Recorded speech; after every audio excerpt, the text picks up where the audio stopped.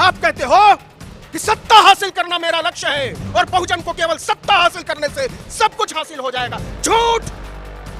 क्योंकि तुम्हारे हाथों से कलम छीनकर तुम्हारे हाथों में सत्ता की चाबियां थमाई जा रही है। तुम्हारे हाथों से किताब छीनकर तुम्हें राज करना सिखाया जा रहा है। तुम्हें महसूस कराया जा रहा है कि तुम राजा हो, लेकिन असल में तुम्हें गुलाम बनाया जा रहा है। मानसिक गुलाम। उनकी राजनीति मारने और काटने की राजनीति है। उनकी राजनीति छीनने और झपटने की राजनीति है। उनकी राजनीति डाका मारने की राजनीति है। उनकी राजनीति सताने और तड़पाने की राजनीति है। और यह राजनीति शिक्षा की विरोधी है। यह राजनीति बराबरी की विरोधी है। यह राजनीति समानता की विरोधी है। यह राजनीति न्याय की विरोधी है। यह राजनीति मनुष्यता की विरोधी है। और मैं ऐलान करना चाहता हूं कि जीवन के तमाम सुख सुविधाओं में आग लगाकर मैं मनुष्यता का पक्ष लूंगा, मैं संविधान का पक्ष लूंगा, मैं लोकतंत्र का पक्ष लूंगा। गोलवलकर और हेडगेवार ने जो लिख दिया, हिंदू राष्ट्र का जो सपना दिखा दिया, मूर्ख किस्म के लोग, जाहिल किस्म के लोग हमारे लोगों को बरगला रहे हैं। यह अखंड हिंदू राष्ट्र बनेगा।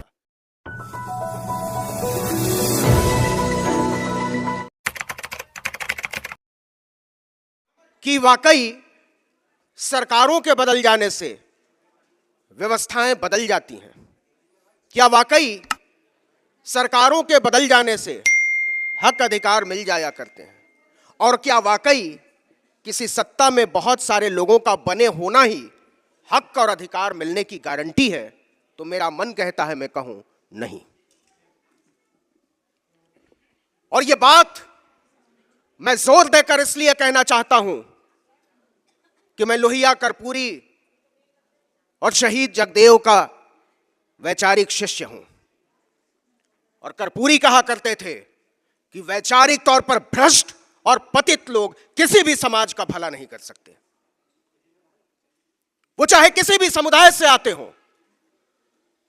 यह काफी नहीं है कि हमारे समुदाय के लोग कुछ भी करके, कुछ भी कह के और किसी भी तरीके से सत्ता में बने रहें।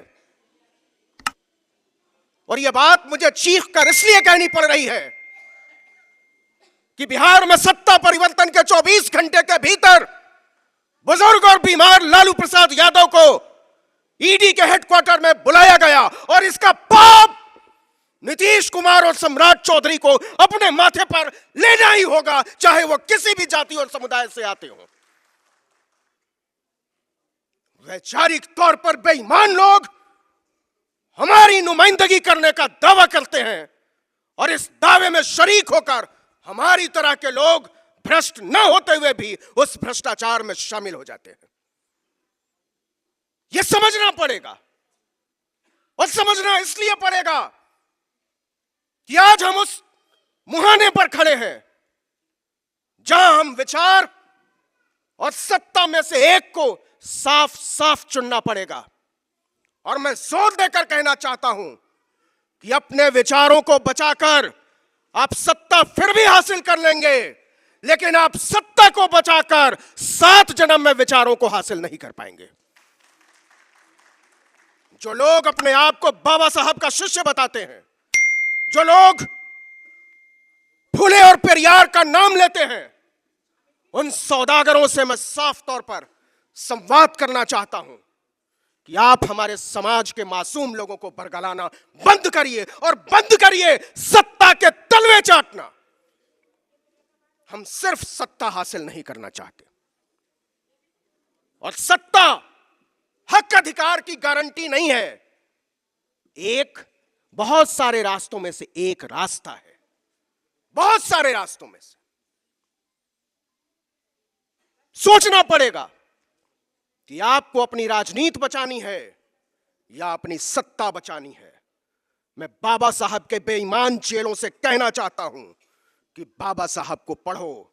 अगर बाबा साहब ने इस्तीफा नहीं दिया होता हिंदू कोड बिल के विरोध में, तो आज हमारे सामने बाबा साहब का कद इतना ऊंचा नहीं होता।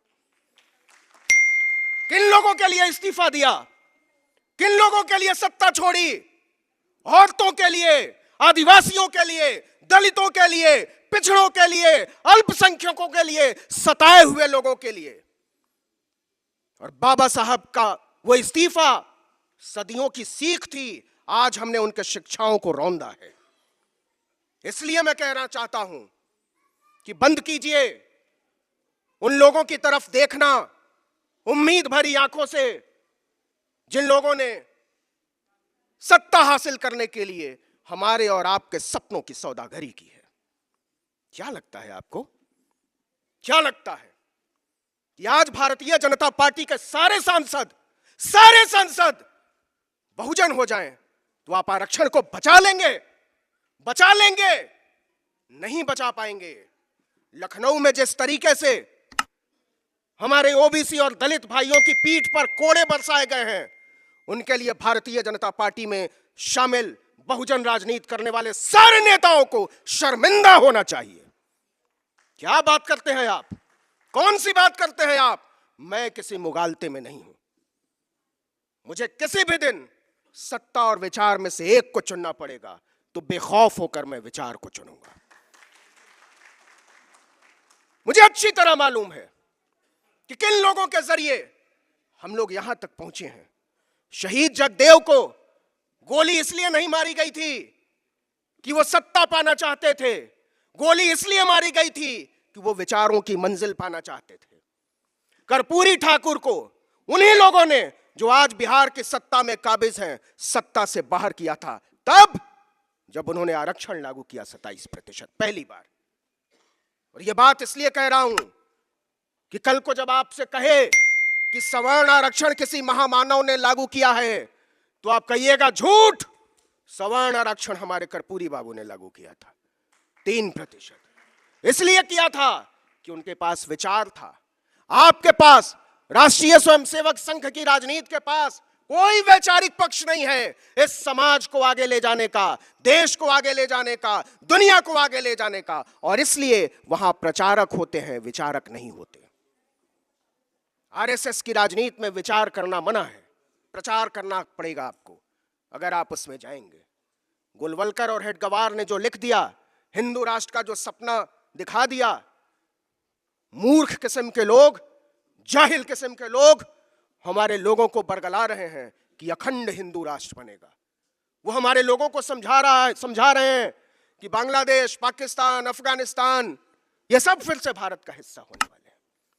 और वो ये कर पाते हैं क्योंकि उन्हें पता है कि हम बहुत पहले विचार पक्ष को छोड़कर सत्ता की राजनीति करने लगे, और इसलिए सत्ता के लालच में हमारे वो लोग जिनसे हमने विचार पक्षता की उम्मीद लगाए बैठे थे, वो उनके तलवे चाटने लगे। इस बात को बहुत महीन तरीके से समझने की जरूरत है मेरे दोस्त, मेरी माओ, मेरी बहनों, मेरे बुजुर्गों।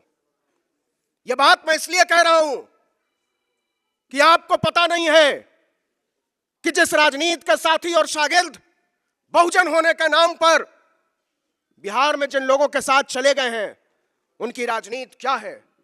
उनकी राजनीति मारने और काटने की राजनीति है। उनकी राजनीति छीनने और झपटने की राजनीति है। उनकी राजनीति डाका मारने की राजनीति है। उनकी राजनीति सताने और तड़पाने की राजनीति है। और यह राजनीति शिक्षा की विरोधी है, यह राजनीति बराबरी की विरोधी है, यह राजनीति समानता की विरोधी है, यह राजनीति न्याय की विरोधी है, यह राजनीति मनुष्यता की विरोधी है। और मैं ऐलान करना चाहता हूं कि जीवन के तमाम सुख सुविधाओं में आग लगाकर मैं मनुष्यता का पक्ष लूंगा, मैं संविधान का पक्ष लूंगा, मैं लोकतंत्र का पक्ष लूंगा। मुझे नहीं मालूम कि क्यों हमारी तरफ के लोग मनुष्यता के विरोधी होते जा रहे हैं। क्यों बहुजन के नाम पर आप लोकतंत्र के विरोधी होते चले जा रहे हैं, आप आरक्षण के विरोधी होते चले जा रहे हैं, आप विरोधी होते चले जा रहे हैं न्याय और समता के सिद्धांत के।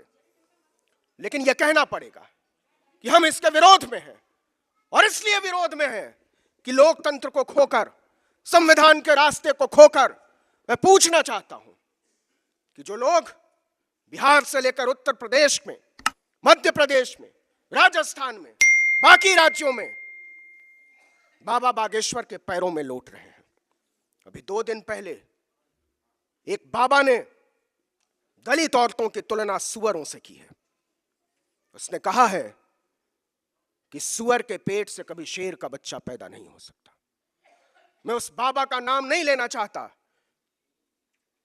क्योंकि उसका नाम लेने से मेरी जुबान गंदी होती है। लेकिन लेकिन लेकिन यह पूछने की जरूरत है और चीख कर पूछने की जरूरत है कि अगर हमारी माओं और बहनों की कोख से सुअरों के भी बच्चे पैदा होते हैं तो वो शेरों को मात देंगे, वो बाघों को मात देंगे, वो मनुष्य बनेंगे, वो बेहतर मनुष्य बनेंगे और तुम्हारी गुंडा सोच का मुकाबला करेंगे। मुझे पता है कि आप गालियां क्यों देते हैं, मुझे पता है कि आप हमें बुरा भला क्यों कहते हैं। आप इसलिए कहते हैं क्योंकि आप जानते हैं ये वो दौर है जिसमें आप हमारी सोच और समझ पर कब्जा करके ही अपनी सत्ता बनाए रख सकते हैं। और ये बात इसलिए कह रहा हूं कि ये लोग क्यों कर पाते हैं, ये लोग क्यों सोच पाते हैं ऐसा। आप कहते हो कि सत्ता हासिल करना मेरा लक्ष्य है और बहुजन को केवल सत्ता हासिल करने से सब कुछ हासिल हो जाएगा। झूठ! क्योंकि तुम्हारे हाथों से कलम छीनकर तुम्हारे हाथों में सत्ता की चाबियां थमाई जा रही हैं, तुम्हारे हाथों से किताब छीनकर तुम्हें राज करना सिखाया जा रहा है, तुम्हें महसूस कराया जा रहा है कि तुम राजा हो, लेकिन असल में तुम्हें गुलाम बनाया जा रहा है, मानसिक गुलाम।